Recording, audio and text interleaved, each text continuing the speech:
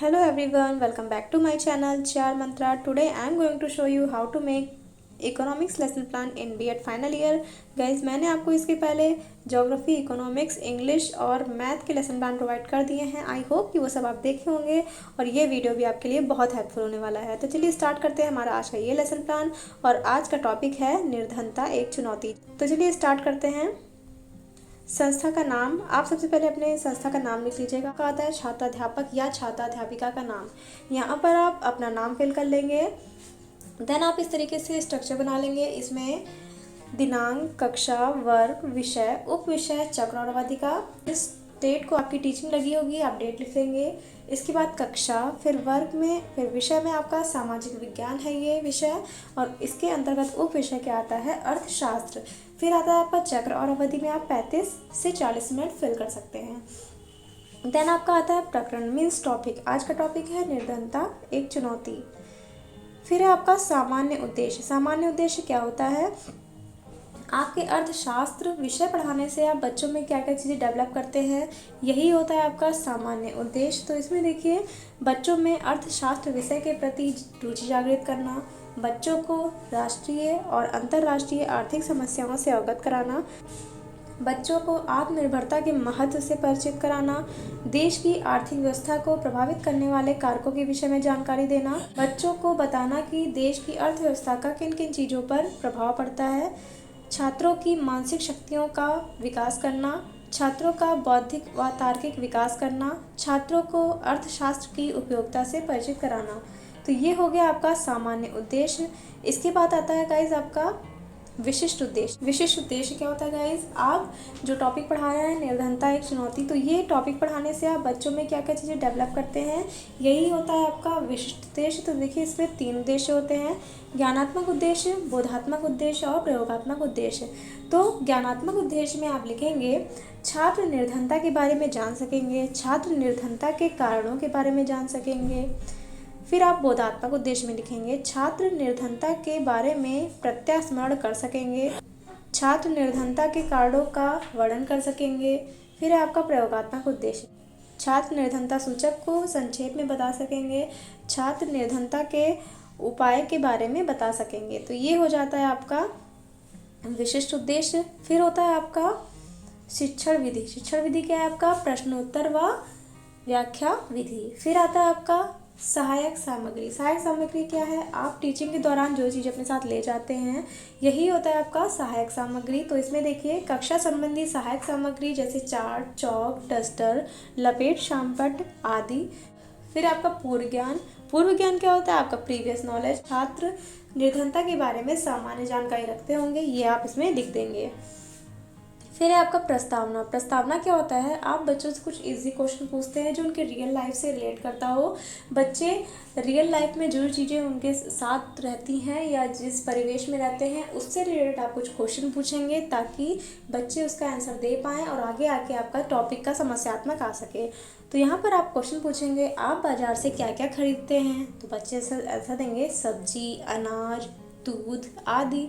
फिर आपका क्वेश्चन होगा, सब्जी, अनाज, दूध आदि आप दुकानदार से कैसे लेते हैं, तो बच्चे कहेंगे रुपए पैसे देकर। फिर क्वेश्चन होगा आपका, जिस व्यक्ति के पास रुपए पैसे नहीं होते हैं उसे क्या कहते हैं, तो बच्चे कहेंगे गरीब। फिर आपका क्वेश्चन होगा, गरीब को हम और किस नाम से जान सकते हैं, तो बच्चे आंसर देंगे निर्धन। फिर आपका क्वेश्चन होगा, निर्धनता से आप क्या समझते हैं। फिर आता है आपका समस्यात्मक। तो यहाँ पर आपका समस्यात्मक आ जाता है गाइज, और यही होता है आपका उद्देश्य कथन में। बच्चों, आज हम निर्धनता एक चुनौती के बारे में अध्ययन अध्यापन का कार्य करेंगे। तो ये हो गया आपका उद्देश्य कथन। फिर है आपका प्रस्तुतिकरण। प्रस्तुतिकरण क्या है, प्रेजेंटेशन।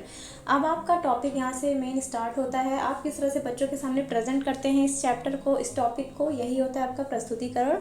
तो यहाँ पर देखिए, आपका शिक्षण बिंदु है, विकासात्मक प्रश्न है और श्यामपट सारांश है। शिक्षण बिंदु में आप लिख देंगे निर्धनता एवं इसके प्रकार, और आप क्वेश्चन करेंगे यहाँ पे, मूलभूत आवश्यकताओं की पूर्ति ना कर सकने वाला व्यक्ति क्या कहलाता है, तो आंसर आएगा निर्धन। फिर क्वेश्चन होगा, निर्धनता से किसे कहते हैं, तो यहाँ पर समस्यात्मक आ जाएगा। फिर आप यहाँ पर छात्राध्यापिका कथन कहेंगे, मीन्स आप इसे एक्सप्लेन करेंगे। निर्धनता वह स्थिति या स्तर है जहाँ पर व्यक्ति अपनी आधारभूत आवश्यकताओं को पूरा करने में भी असमर्थ हो जाता है। भारत एक विकासशील देश है, यहाँ अधिकांश लोग गरीब वर्ग के होते हैं। भारत में निर्धनता के दो प्रकार हैं, सापेक्ष निर्धनता, निरपेक्ष निर्धनता। यहाँ पर देखिए सापेक्ष निर्धनता क्या है। सापेक्ष निर्धनता का तात्पर्य एक व्यक्ति के पास सापेक्षित रूप से दूसरे व्यक्ति से कम धन या संपदा होने से है, जैसे निम्न वर्ग मध्यम वर्ग के सापेक्ष, मध्यम वर्ग उच्च वर्ग के सापेक्ष। फिर आपका निरपेक्ष निर्धनता। निरपेक्ष रूप से वे निर्धन हैं जो अपनी मूलभूत आवश्यकताओं जैसे रोटी कपड़ा मकान की पूर्ति नहीं कर पाते हैं, तो उसे हम क्या कहते हैं, निरपेक्ष निर्धनता। तो ये हो गया आपका एक्सप्लेनेशन। इसके बाद गाइस आप यहाँ पर देख रहे हैं श्यामपट्ट सारांश है। आप यहाँ पर कुछ इंपॉर्टेंट पॉइंट्स को लिख देंगे। फिर आपका बोध प्रश्न। अभी भी जो आप एक्सप्लेन किए हैं, बच्चों को जिस चीज़ की व्याख्या दिए हैं उससे रिलेटेड आप कुछ क्वेश्चन पूछेंगे, जैसे निर्धनता किसे कहते हैं, निर्धनता के प्रकार बताइए, तो ये बच्चे आंसर दे पाएंगे। फिर आपका शिक्षण बिंदु। शिक्षण बिंदु सेकंड, आपके शिक्षण बिंदु सेकंड में आप पॉइंट डालेंगे निर्धनता के कारण एवं इसे दूर करने के उपाय। तो यहाँ पर देखिए विकासात्मक प्रश्न में आप क्वेश्चन करेंगे निर्धनता के कारण क्या है, तो यहाँ पर समस्यात्मक आ जाएगा। फिर आप क्वेश्चन पूछेंगे निर्धनता को दूर करने के उपाय क्या हैं, तो ये भी समस्यात्मक आ जाएगा। अब आप यहाँ पर एक्सप्लेनेशन देंगे। निर्धनता के कारण निम्न हैं, बेरोजगारी, जनसंख्या वृद्धि, प्राकृतिक आपदाएं, विकास योजना में कमी, जाति प्रथा, अज्ञानता एवं अंधविश्वास। तो ये क्या होते हैं, निर्धनता के कारण होते हैं। अब इसके दूर करने के उपाय क्या हैं, निर्धनता को दूर करने के उपाय निम्न हैं, जनसंख्या वृद्धि पर नियंत्रण, रोजगार को बढ़ावा, आर्थिक विकास की दर को बढ़ावा, निर्धनता उन्मूलन संबंधी कार्यक्रम। तो ये सब हो गए आपके एक्सप्लेनेशन। और आप यहाँ पर देख रहे हैं श्यामपट्ट सारांश में आप कुछ इंपॉर्टेंट पॉइंट्स को लिख लेंगे। फिर आपका बोध प्रश्न। गाइस आप देख रहे होंगे पहले आप बच्चों से क्वेश्चन करेंगे, बच्चे उसको आंसर देने में असमर्थ होंगे, फिर आप उसे एक्सप्लेन करेंगे उस टॉपिक को, उस जितना आप एक्सप्लेन किए हैं उसमें से आप कुछ क्वेश्चन पूछेंगे, तो आपका एक शिक्षण बिंदु एंड होता है। फिर आपके नेक्स्ट शिक्षण बिंदु में आप फिर से क्वेश्चन करेंगे तो बच्चे आंसर नहीं दे पाएंगे, फिर आप एक्सप्लेनेशन करेंगे, एक्सप्लेनेशन में से फिर से आप क्वेश्चन करेंगे, तो यही होता है आपका शिक्षण बिंदु सेकंड का एंड। तो यहाँ पर देखिए फिर से आप बोध प्रश्न कर रहे हैं, निर्धनता के दो कारण बताइए, तो बच्चे आंसर दे पाएंगे, उनका जो भी आंसर होगा आपको मिल जाएगा, जैसे जनसंख्या वृद्धि, बेरोजगारी, तो ये सब। फिर है आपका निर्धनता के कारण बताइए, तो भी ये भी बच्चे आंसर दे पाएंगे, जनसंख्या वृद्धि पर नियंत्रण, रोजगार को बढ़ावा। तो यहाँ पर गाइस देखिए थोड़ा सा मिस्टेक हो गया है, जनसंख्या के कारण नहीं, जनसंख्या को दूर करने के उपाय होंगे, जनसंख्या वृद्धि पर नियंत्रण और रोजगार को बढ़ावा। तो यहाँ पर आप करेक्ट कर लीजिएगा, निर्धनता को दूर करने के उपाय।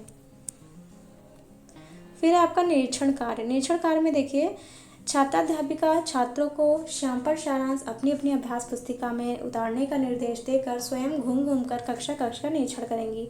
अभी तक जितना भी आप ब्लैक बोर्ड वर्क कर रहे होंगे, अब आप बच्चों से कहेंगे वो अपनी अभ्यास पुस्तिका में लिखेंगे, उसे नोट करेंगे और आप क्लास में राउंड लगाएंगे कि सारे बच्चे उसे नोट कर रहे हैं या नहीं। फिर है आपका मूल्यांकन। मूल्यांकन क्या है कि आप अभी तक आपने जितना भी पढ़ाया है, जितना भी एक्सप्लेनेशन दी है इस टॉपिक को लेकर, उसमें से अब आप क्वेश्चन पूछेंगे, क्योंकि आप पढ़ा चुके हैं, अब आपका टर्न है क्वेश्चन पूछने का। तो यहाँ पर आप क्वेश्चन पूछेंगे, निर्धनता किसे कहते हैं, निर्धनता के प्रकार बताइए, निरपेक्ष निर्धनता किसे कहते हैं, निर्धनता के कारण क्या है। तो ये हो गया आपका मूल्यांकन के प्रश्न।